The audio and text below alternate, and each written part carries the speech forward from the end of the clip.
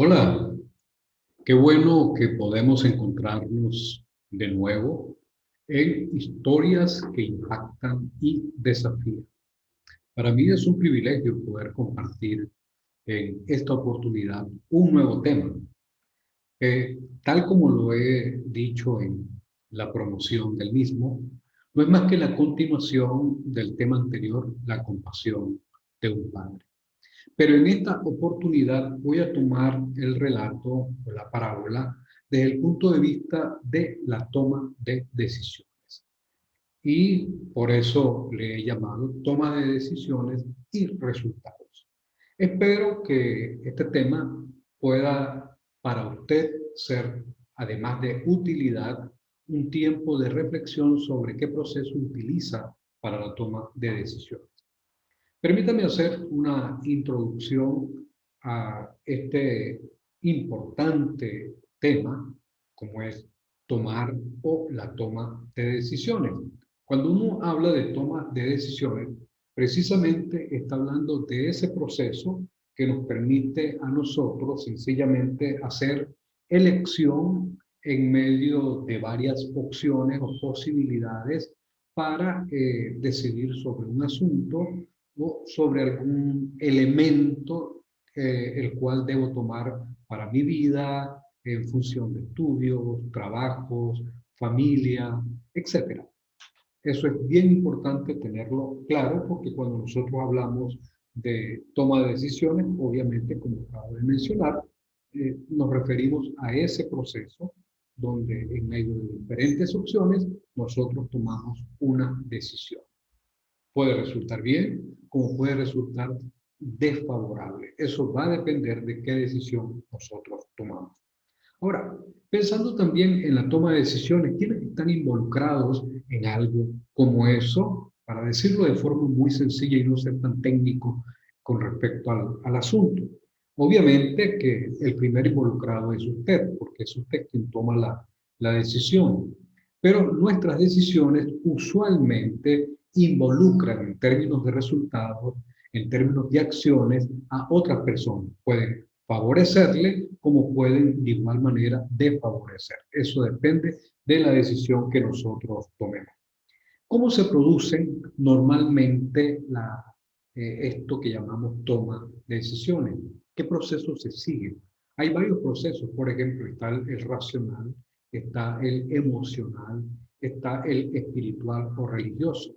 Cuando planteamos, por ejemplo, el aspecto racional, cuando una persona ante diversas opciones las analiza, las coloca sobre la mesa y en función de su análisis pues decide por alguna de ellas en particular. Lo otro normalmente se hace, o algunas personas lo hacen desde el punto de vista de lo que sienten, desde el punto de vista de sus emociones.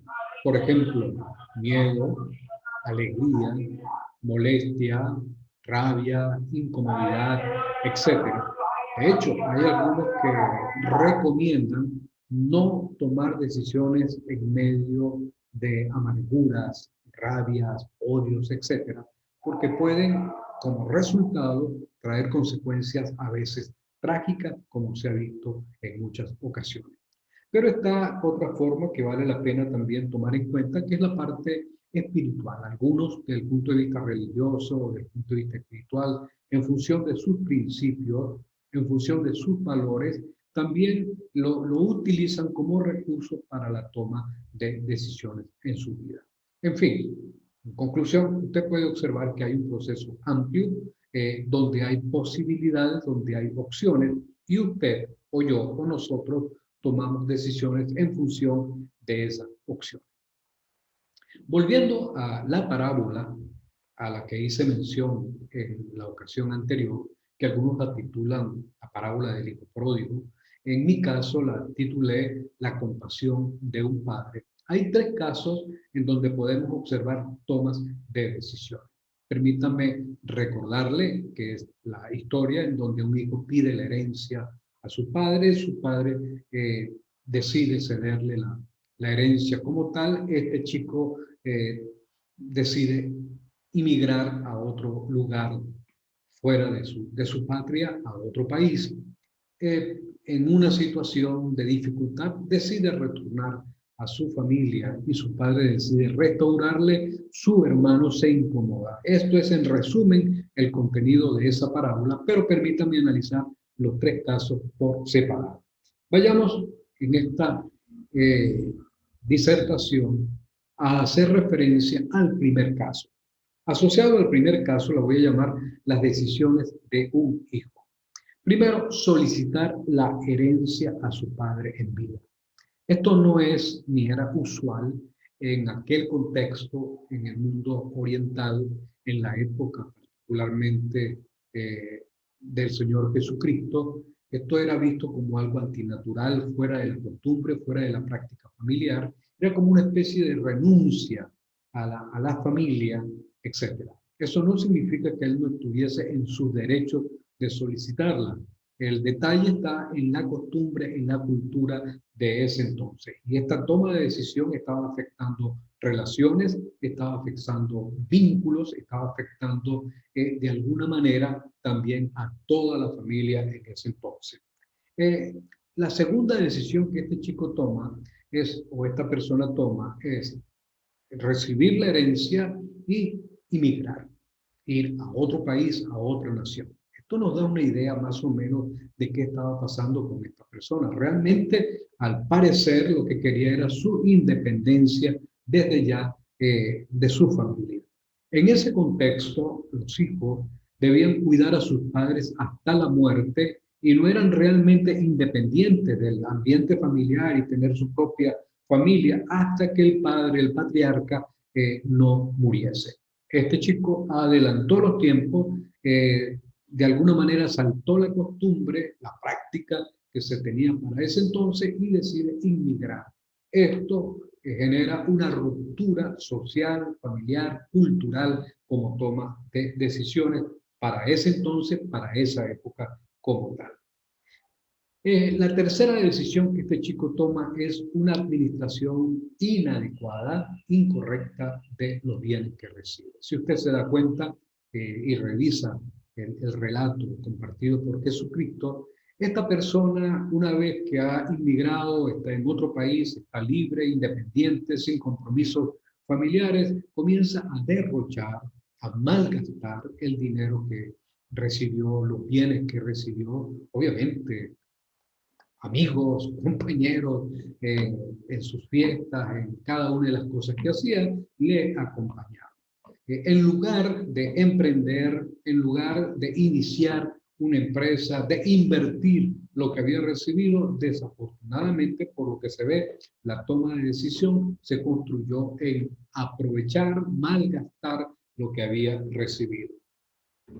Al fin, en medio de una situación que le acompaña, que es la miseria como resultado de esta inadecuada decisión, en medio de esa situación hay otra decisión. En este caso vamos a llamarla una decisión acertada, una decisión racional, emocional y espiritualmente adecuada. Pues vuelve en sí, reacciona, se percata de lo que ha hecho y decide restaurar, restituir, decide de alguna manera resarcir el daño que ha cometido a su vida y a su familia. Es una decisión bastante interesante y bastante importante que vale la pena resaltar, porque como resultado usted puede observar que esta decisión realmente trajo la restauración, la restitución por parte de su padre y por parte de la familia. Su padre le recibe, obviamente, le perdona cuando este chico o esta persona le expresa que no solo le ha ofendido a él, sino que también ha ofendido a Dios y que no merece ser considerado miembro de la familia, sino como un obrero o parte de los que laboran en ella. Pero no es así. El padre decide restaurarle y este es un resultado bastante importante de una decisión adecuada. Este primer caso se cierra con la restauración. El segundo caso tiene que ver con la decisión o las decisiones por parte del padre. Lo primero está asociado a la petición de su hijo. Culturalmente deberían haber sucedido algunas cosas como el rechazo, el desprecio, el declararle ya no hijo, no familia, y en última instancia, de forma trágica, probablemente ser apedreado dependiendo del contexto en que esta familia se hubiese desenvuelto.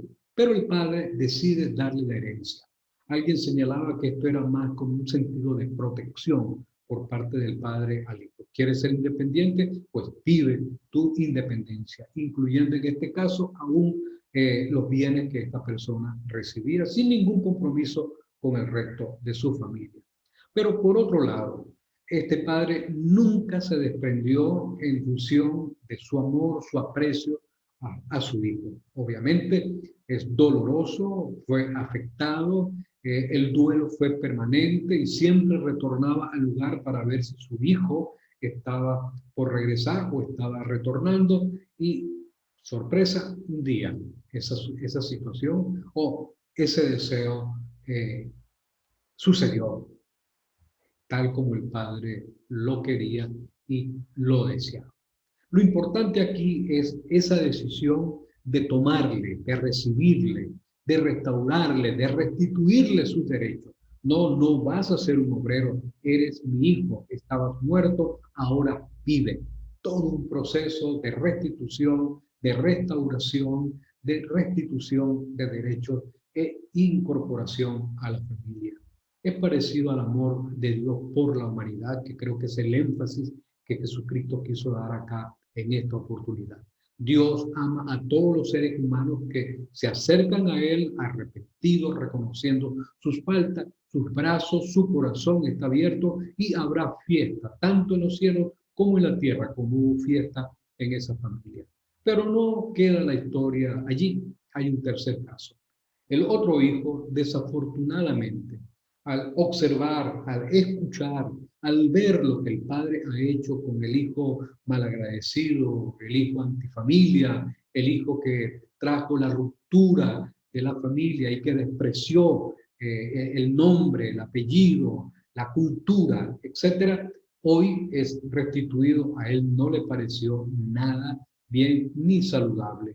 Es natural, estaba en su derecho como persona, como cualquier persona, al ver que alguien que ha hecho mucho daño a una comunidad, a una sociedad, quiere retornar y de alguna manera ser perdonado, restituido, etcétera. El caso aquí es que esta restitución se dio precisamente por el hecho de que esta persona realmente vino arrepentida.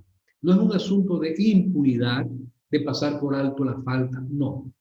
Pero este hermano, al igual que muchos religiosos de aquella época, construidos en el legalismo, en la costumbre, en la exclusión y en la preferencia, veía a su hermano como alguien irrecuperable y alguien que no merecía tener la oportunidad o tener una segunda oportunidad en la vida. Eso sucede en muchas ocasiones y algunos toman ese tipo de decisión también en la actualidad. No abren sus brazos ni su corazón para perdonar a aquel que verdaderamente se ha arrepentido de lo que ha hecho y desea reconstruir, desea resarcir su daño, etcétera, ya sea hijo, sea padre, sea esposo o esposa, amigo, compañero de trabajo, de estudio, etcétera. Las relaciones humanas a veces tienen esas aflicciones, tienen esas dificultades, pero si hay un proceso de arrepentimiento verdadero, real, obviamente nuestro corazón, nuestros brazos deben estar abiertos para el proceso de restitución. No como este chico o como esta persona al ver a su hermano retornando, cierra su corazón y le cierra oportunidades. Una toma de decisión que sigue afectando a la familia en lugar de favorecerla. Pensemos un poco en la actualidad. Vivimos en una sociedad donde hay relaciones rotas, donde hay familias desconstruidas, disfuncionales, con relaciones bastante divergentes, chocantes, dañinas, que si reflexionaran un poco sobre las decisiones y las formas que utilizan para tomarlas, pues les invitaría a reconsiderar y buscar la forma de reencontrarse entre ellos, reencontrarse con la familia, como sucede en este caso. Obviamente, si hay apertura, habrá restitución, habrá restauración. Y en el caso de las personas y Dios, asimismo le puedo expresar que Dios tiene su corazón abierto, sus brazos abiertos para restituirte, para reconciliarse contigo.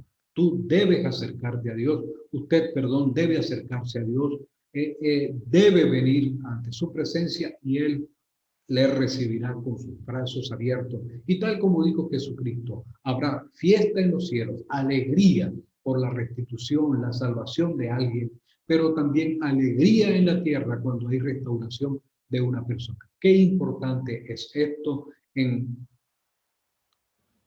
lo que he referido como toma de decisiones y resultados. Va a depender del proceso que usted utilice. Mi estimado amigo, es importante que usted utilice un proceso adecuado y en función de Dios procure acercarse de manera oportuna y pronto. Él tiene su corazón abierto para usted y para todo ser humano que se acerque arrepentido y le busque de todo corazón. Dios te bendiga. Nos vemos en una nueva historia que impacta y desafía. Un abrazo.